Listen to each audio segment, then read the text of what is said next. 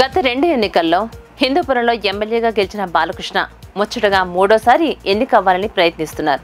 అయితే YCP target చేసిన నియోజకవర్గాల్లో హిందూపురం కూడా ఉంది. ఎట్టి పరిస్థితుల్లో బాలకృష్ణను అసెంబ్లీ గేటు కూడా తాకనివ్వనని జగన్ గట్టిగానే ప్రయత్నిస్తున్నారు. ఇక 2014 ఎన్నికల్లో తొలిసారిగా నందమూరి బాలకృష్ణ హిందూపురం నుంచి బరిలో దిగారు. అత్యధిక మెజార్టీతో గెలుపొందారు కూడా. ఆ ఎన్నికల్లో టీడీపీ అధికారంలోకి రావడంతో హిందూపురంలో తనదైన ముద్ర వేసుకున్నారు. ముఖ్యంగా హిందూపురం నియోజకవర్గం విషయంలో జగన్ ప్రత్యేక జాగ్రత్తలు తీసుకుంటున్నారు. ఇక గత ఎన్నికల్లో బాలకృష్ణపై ముస్లిం వర్గానికి చెందినటువంటి ఇక్బాల్ పోటీ చేశారు. గట్టి పోటీ కూడా ఇచ్చారు. అయితే గత 5 ఏళ్లలో హిందూపురంలోనే టీడీపీ క్రియాశీలక నాయకులను పెద్దిరెడ్డి రామచంద్రారెడ్డి వైసీపీలోకి రప్పించారు. దిగువ స్థాయి కేడర్ను సైతం కొనుగోలు చేసినట్లుగా ఆరోపణలు ఉన్నాయి. అయితే ఇది అసలుకే ఎసరొచ్చింది.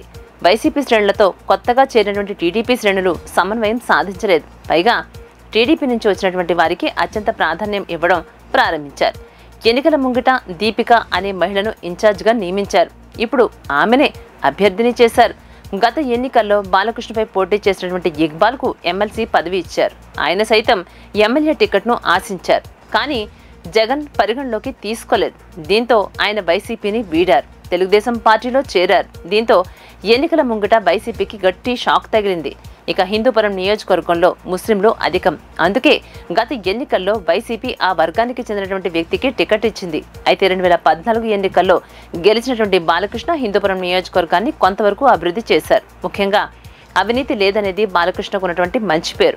దీంతోనే ఆయన 2019లో గట్టెక్కగలిగారు. ఇప్పుడు వైసీపీ నుంచి కీలక నేత టీడీపీలోకి రావడం, ప్రభుత్వ వ్యతిరేకత భారీ స్థాయిలో ఉండడంతో తాను హ్యాట్రిక్ కొట్టడం ఖాయమని బాలకృష్ణ ధీమాతో ఉన్నారు.